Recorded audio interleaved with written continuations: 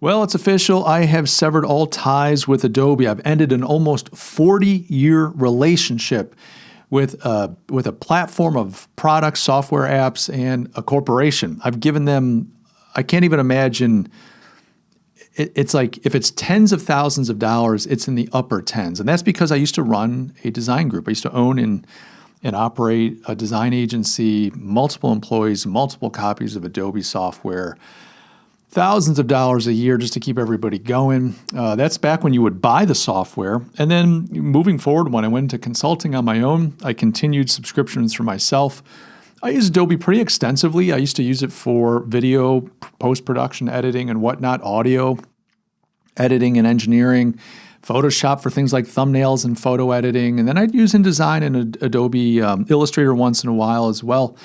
I'd use Adobe Acrobat quite extensively, and of course the font library. I even had an Adobe stock image subscription. So I've spent, even just after my design group, close to $1,000 a year just to have access. I think my Adobe subscription for Creative Suite it was up to like $59.99 a month.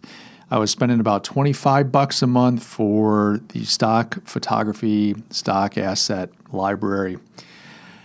You ever in this situation where you've got something bothering you, but it's not conscious. It's like this thing, like your back's bothering you, but you just kind of get used to it. Like you tweak your back, it's bothering you, you kind of get used to it, and you just live with the pain.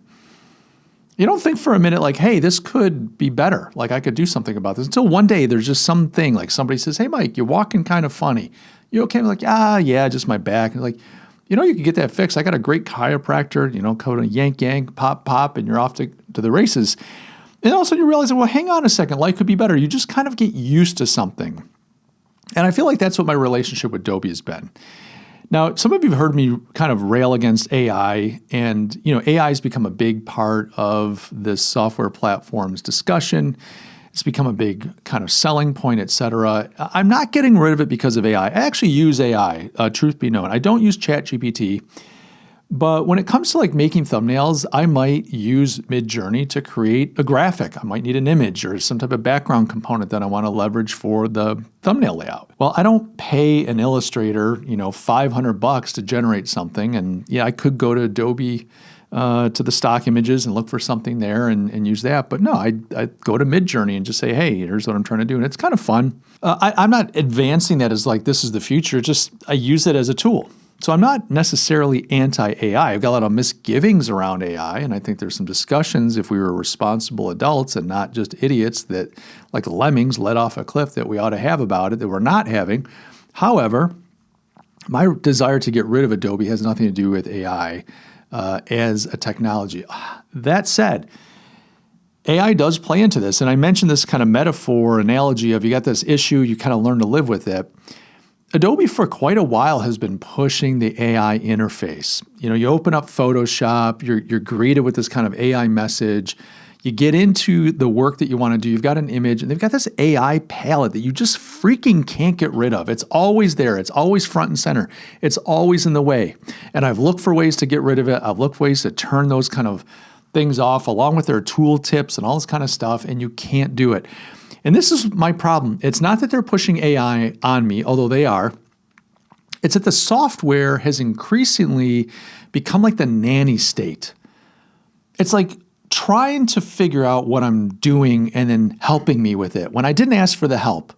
Hey, are you trying to do this? Hey, it looks like you're trying to do that. It's like Clippy. Remember Microsoft Office and Clippy? I mean, Clippy's a meme now. But it's like, it looks like you're trying to write a suicide note. Want some help? It's like, mind your business, Clippy. I'm just doing my thing. I know how to write a suicide note, and I only have to get it right once. But the thing is, like, the software is just becoming more and more like that. It's more and more the nanny state. It's just like modern cars. I love cars. I love driving. I love cars. I love the open road. They're just everything about cars. Sexy, fun, freedom, Americana, right? I want to get in a car and go from A to B, and I want to feel good doing it. I don't need the car to figure out everything for me. I don't need it to chirp and buzz and alarm and chide me when I get too close to this line or I cross that line without a turn signal or I'm too close to the bumper ahead of me. I don't need it to decide I'm about to get in an accident and slam the brakes on for me. I don't need it to correct my steering. Now, I do a lot of travel, a lot of business travel. So I'm renting cars all the time. And the various models, various years, they've got different kind of sets of features. But more and more, it is common to be in this little microcosm, this little tiny nanny state that you're driving around. It's driving you around. It's doing all the driving for you. And it's forcing you to drive within a certain parameter of acceptability. And quite frankly, I don't need it. I'm not asking for the car to drive for me. I've driven for, again, over 40 years, and I've been just fine. I don't need you when I come to a stop to turn off to save the environment. You've decided on some flawed, insincere climate data that you're going to save the world, that you're going to force me while I'm driving to save the world. I don't want you turning off and then firing back up when I take my foot off the pedal. And I know some of the stuff can be turned off, but it's not easy. And some of the cars, more and more, you cannot turn these features off. You can't turn them off without getting in and diddling with manufacturer-level software decisions, et cetera, and sometimes, in some cases, voiding the warranty. And this is the same thing that is happening with the software world. You're going in to do a design job, a little creative project, et cetera, and the software is trying to make it so easy for you. Oh, it doesn't even feel like work. It's magic. Everything it does, it's obnoxious. And quite frankly, it's good to struggle a little bit. It's the reason that people go to the gym. They don't have enough physical struggle and challenge in their life. And to be healthy, they go lift heavy weights and run on treadmills. They force their bodies past the comfort level. They give their bodies a challenge, a struggle, some pain, and they cause it to endure this thing for a period of time on a regular basis so that they can become stronger, more capable, and so on.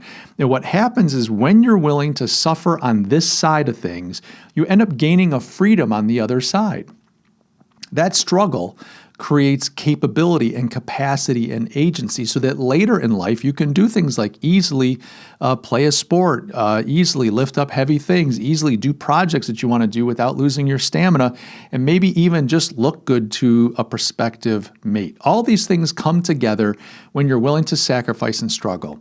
And so when I come to my software package, my design and photo editing and all that kind of stuff, platform, I don't necessarily want it to take the struggle away. As a creative person who has a vision, who has a problem that they're trying to solve, who has a deliverable that they've got to ship by a certain time, I want to struggle with it a little bit because I think the final product is better for the struggle. I don't need Adobe to figure everything out for me. And I don't need it to kind of preset everything and templatize everything and AI generate everything and force all these tool sets in my face all the time when I'm just trying to get work done. Adobe, your products are like hammers and saws and tape measures and screwdrivers to me. I don't need them to be sentient. I don't need them to be thinking. I am the creator. I am the person with the vision. I am the human being. I just need you to be able to do what I need you to do, when I want you to do it, how I want you to do it, and in what way I want it. And this is why I have gotten to the point where I'm ready to move on. I first became a parent of the kind of frustration, like all this AI stuff, they were pushing it, the tool sets and everything, and you couldn't easily get rid of it. Maybe some of you are on there like, Mike, you can do it. It's like, well, I tried. I couldn't find out how to turn off tooltips. I turned off all the settings. They were still there. I couldn't figure out how to hide all the AI bullshit interface stuff. You want to give me some AI capabilities? Fine. Make a little button off to the side somewhere. I don't need it like in my face on top of the work. I've got a photo open. I don't need some bar right there with I can just type in what I want, paint some grass with a tiger and purple hair and all this bullshit. I don't need it. You won't let me make it go away. And if I can, it's not easy. People are like, okay, boomer. And you're assuming that this is what I want. It's not what I want. If you want to give me some AI, give me a button that I can control. When I want it, I will invoke the demon. If I want the devil and I want to make a pact with the devil, put that button over there so I can click it and go, give me the devil, because now I'm ready to do business. And then let me make that freaking thing go away. But no, Adobe does not think about their users. I first became aware of this a while back. As I mentioned, I use Adobe Premiere, at least I used to. I bought a new camera. I bought a Blackmagic Design Pocket 6K Cinema G2 or something of that nature. Love the camera, shooting on it right now. And with that came the pro version of DaVinci Resolve. This is Blackmagic Design's video and audio editing platform, suite of software. And I'm like, you know what? I've heard such good things about this. I'm going to try it out. Load it up, and I loved it. Now, it took some time to crack the code. Not an easy piece of software to just jump in and go. And there were new things to learn because interface different, way of doing things different than the Adobe suite, obviously. But I loved it. And I was immediately like, you know what? This is so much nicer. And they're not trying to think for me. They're just giving me tools. As long as I learn the conventions, the way that this software works, I can do what I want to do. The color correction, the color control is just amazing. I have not cracked the code yet on the audio aspect. I find it a little frustrating. I really love Adobe Audition, love working with it. But sadly, I haven't cracked the code yet, but that's fine. But that kind of got me thinking. Once I started using DaVinci last year and I learned the ropes and I got DaVinci to do what I wanted to do, and it does it actually better than Premiere, and lo and behold, doesn't crash my computer, imagine that. Then I was like, you know what? What if I could just get rid of Adobe? This got me thinking. All of a sudden I realized my back hurt, and I thought, I don't have to have a sore back. This doesn't have to be a problem. I can get this fixed. I did some research, and I almost had anxiety. I'd been with a company for so long. This sounds like a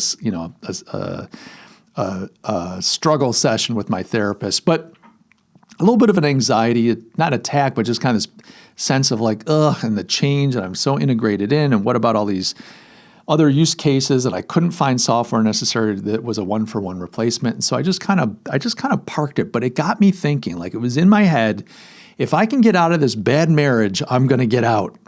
Especially the fact every time I got to pay that $60 bill plus the $25 bill. And I was running that through my business, my consulting practice. It wasn't killing me. I do pretty well with the consulting. I'm like, okay, but man, that just seems kind of steep, and it keeps going up. Where does it end? And am I really getting the value out? Now, I know there are people, professional designers and so on, they can't make this shift. I get it. And there are other great platforms out there that folks use, but a lot of people are stuck with it. But I don't think you have to be. I understand some people are. I don't think you have to be. And I was like, you know what? I want out if I can get out. Well, fast forward to last week, and the whole terms of service issue blew up. I didn't like it. I didn't like the language. I didn't like how nebulous Adobe left it. And Adobe came out and said, oh, no, let's clarify. We're not going to steal anything, and we won't take ownership of your images. No, that's not what it says. But if you look at it, it's so vague. And if you actually look at how Adobe has behaved, in the past, Adobe's done the same thing. I mentioned I was a stock subscriber. Well, there's people, men and women, that create vector graphics, create photography and video clips, and they submit it to Adobe stock. They're providers, content providers, and they make royalties off of that. So it's a side hustle for some. It's a full-time business, I would assume, for others. I don't know.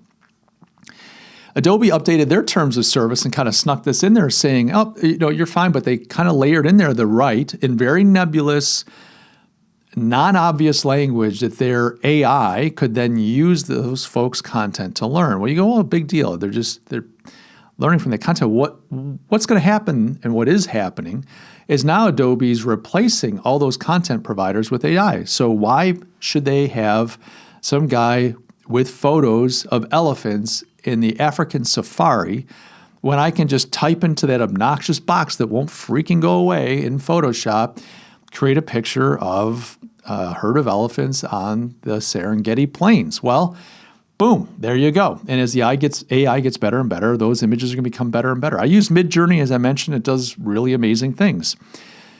But you see, what Adobe did was they slipped in the terms of service to these content providers that we can use your content to train our AI. They didn't say it explicitly like that, but that's what they did. All the while assuring them that, no, don't worry, you're fine. Only to say later, well, actually, we're cutting your throats. We're doing away with you. We don't need you anymore. We actually used your creative labor, your creative output, your work, your IP to train the very thing that we're going to use to get rid of you. So what's to say, even if if Adobe's executives come out and say, no, we're not going to look at your boudoir photos. Don't you worry. Oh my gosh. Don't you worry. That's not what we mean by this. Well, they lie. They have a history of lying. They've done it to other people. Why would they not do it to you and I? I'm not really worried about Adobe getting into my iPhoto collection. I don't really care, honestly. But it's the principle of the matter that they actually are not putting us first, and the kind of their philosophy behind their software is against my philosophy of life. I don't need you doing all that. So here's what I did.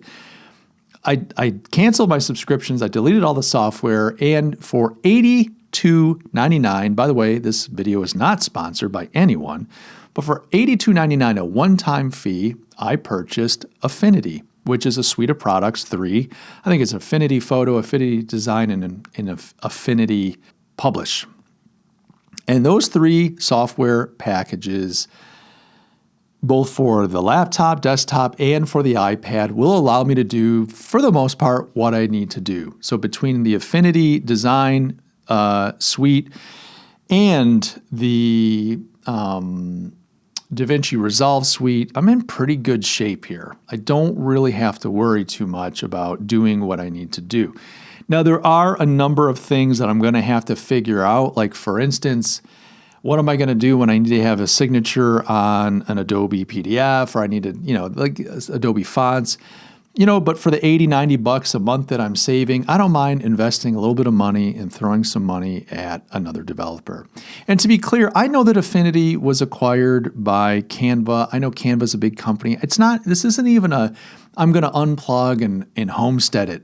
I'm just tired of the bullshit. I'm tired of software companies, auto manufacturers, tech platforms, and even our government just encroaching further and further and further in to my privacy, to my agency. I am not looking for a life of consumption and comfort. Yes, I like to consume, and yes, I like to be comfortable. But I don't mind a creative struggle, and I enjoy driving from point A to B with a modicum of freedom, and I don't need the government telling me what I can and can't eat, and when I can go outside and when I may not go outside, and whether my work is essential or not. I'm just really wearisome of all this. And so in my small way, this is me saying, enough.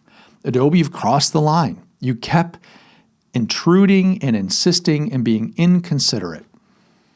And this consumer, this longtime 4-decade faithful user of your products has said, you know what, get bent. I'm done with you. You're out. Now, guys, I don't know where you're at with any of this. I don't know if you've been keeping track of the brouhaha. And I don't know how you feel about the intrusion or the shitification of software or the dumbing down of tasks. But I'd love to know. I'd love to know what you think. So do me a favor, leave a comment down below. What are you doing? Do you use Adobe software? Do you have other products similar that you love or don't love? And what do you think of this kind of overall philosophical push towards the nannification? I don't know, I'm making up terms as I go here, but where software really is just trying to make our work so easy for us that we're not actually working. Do you like working? I like working. Now, I'm fortunate. I get to choose the work that I do. And there are aspects of it that I don't enjoy, but my work is a blessing.